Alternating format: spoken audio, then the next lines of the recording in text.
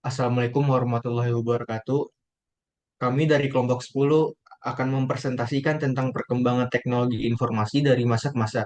Sebelum itu, izinkan kami perkenalkan diri terlebih dahulu. Perkenalkan, nama saya Sana Valikwansa dengan NIM belakangnya itu 168. Saya Farel Muhammad Elwan dengan NIM belakang 172.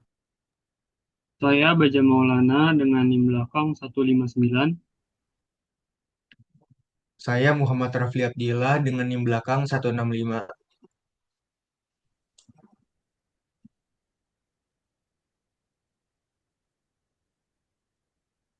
Latar belakang.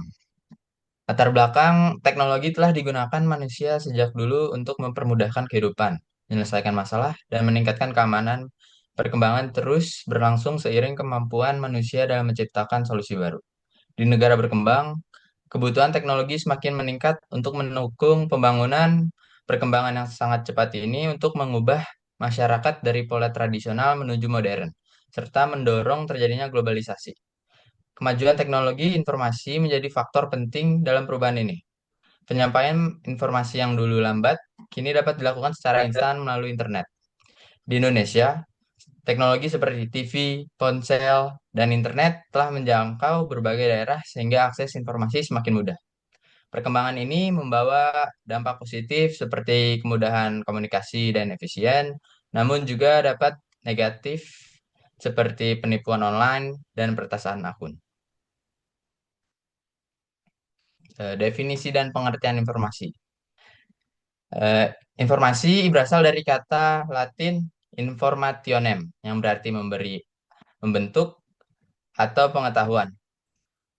Memiliki peran penting dalam mengurangi ketidakpastian dan membantu pengambilan keputusan. Semakin banyak informasi, semakin tinggi pengetahuan dan kesadaran seseorang. Secara KBBI, informasi memiliki definisi sebagai penerangan, pemberitahuan, kabar atau berita, serta makna yang mendukung suatu pesan. Next. Eh, Perkembangan teknologi informasi. Masa prasejarah, komunikasi melalui gambar di dinding gua.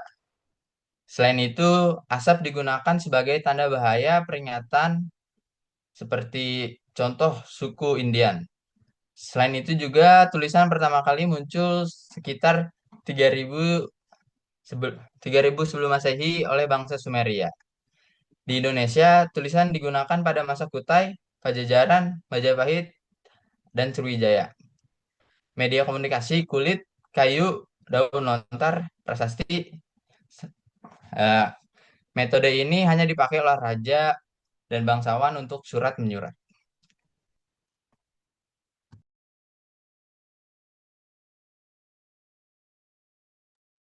Selanjutnya ada perkembangan teknologi informasi pada era modern.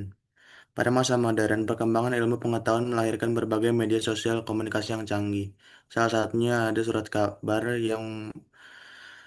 yaitu media cetak yang berisi informasi politik, olahraga, hiburan, dan lain-lain, terdiri dari koran umum dan koran khusus. Kini tersedia dalam bentuk versi online di internet.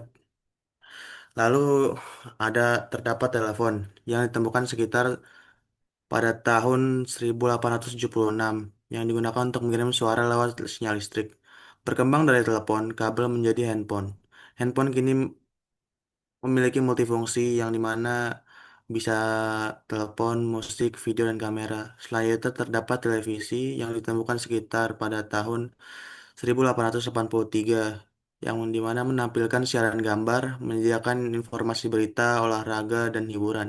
Berkembang dari hitam putih menjadi berwarna, layar cembung menjadi layar datar atau plasma.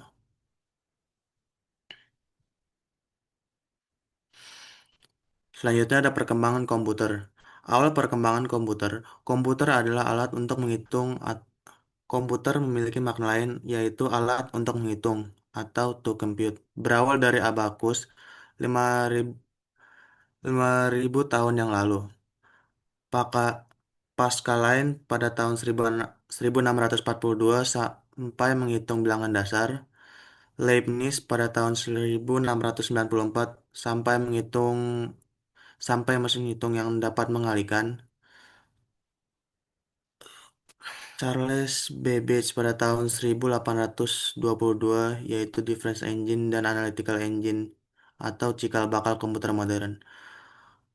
Komputer pertama Komputer dibagi menjadi 5 generasi. Generasi pertama yang dimana menggunakan tabel vakum, yaitu contohnya ENIAC, EDSEC, dan UNIVAC. Generasi kedua yang menggunakan transistor, yang dimana lebih kecil, cepat, dan hemat energi, contohnya IBM 14401, yang dimana sudah memiliki printer, memori, serta sistem operasi yang awal. Lalu generasi ketiga yang menggunakan IC atau Integrated Circuit, ukurannya yang lebih kecil dan bisa menjalankan beberapa program atau multitasking. Selanjutnya ada komputer generasi keempat yang dimana sudah memakai teknologi LSI atau VLSI, ratusan ribuan komponen dalam satu chip. Muncul pada PC, IBM PC, Pentium series AMD K6, dan Athlon. Selanjutnya pada generasi 5 yang fokus pada AI, menggunakan chip VLSI terbaru, serta bahasa Prolog dan LISP, da- dan masih dalam tahap perkembangan dipelopori oleh Jepang.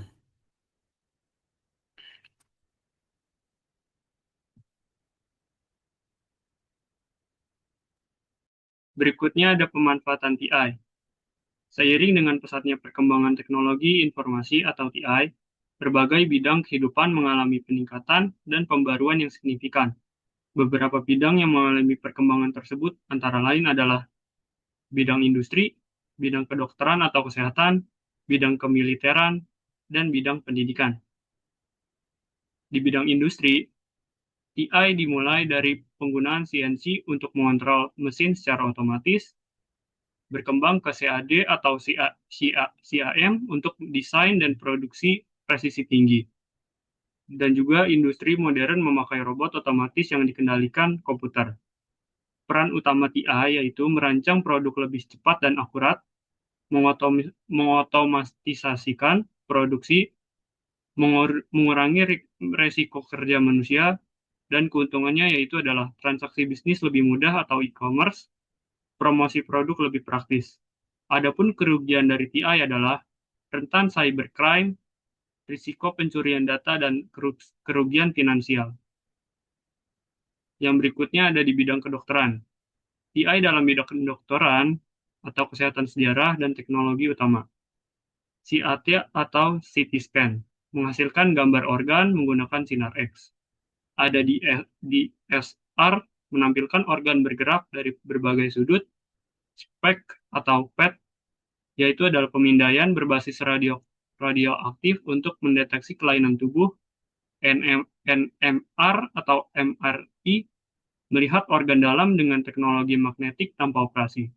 Manfaat di bidang kedokteran yaitu mendiagnosis penyakit lebih cepat dan akurat, melihat organ dalam tanpa operasi, menentukan obat atau terapi yang tepat, monitoring kondisi pasien secara real time, dan mengelola data medis dengan cepat dan rapi. Aplikasi lain dari AI adalah deteksi DNA, analisis hasil tes darah dan laboratorium, dan juga membantu penelitian medis.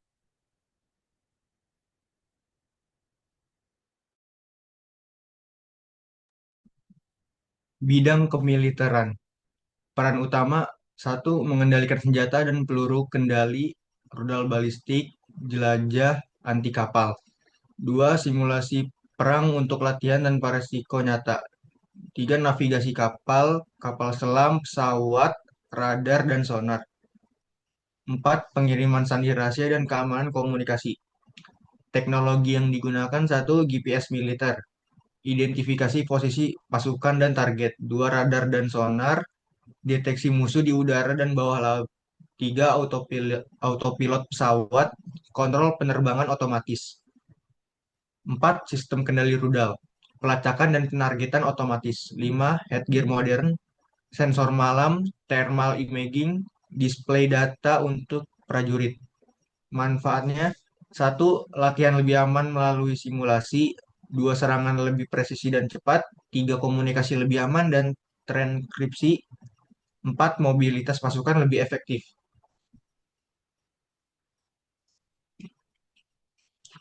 Bidang pendidikan, dampak positifnya yaitu akses informasi cepat dan mudah, e-learning dan kelas virtual, administrasi sekolah lebih efisien, media pembelajaran lebih variatif, animasi, simulasi, CAI, perpustakaan dan kelas online, konsultasi dan kolaborasi dengan ahli, meningkatkan kualitas SDM, mendukung penelitian dan berbagi data, penggunaan ICT di semua mata pelajaran, akses komputer di rumah, meningkatkan kepercayaan diri siswa.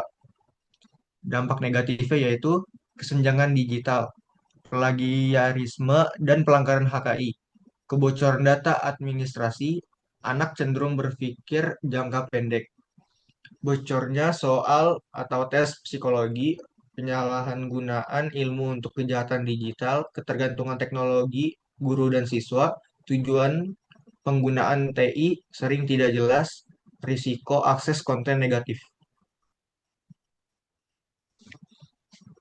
Kesimpulan, perkembangan teknologi yang terus maju telah mempermudah kehidupan manusia dan mendorong perubahan besar di berbagai aspek. Namun, tetap membutuhkan pengelolaan dan regulasi yang tepat agar manfaatnya optimal dan dampak negatifnya dapat diminimalkan.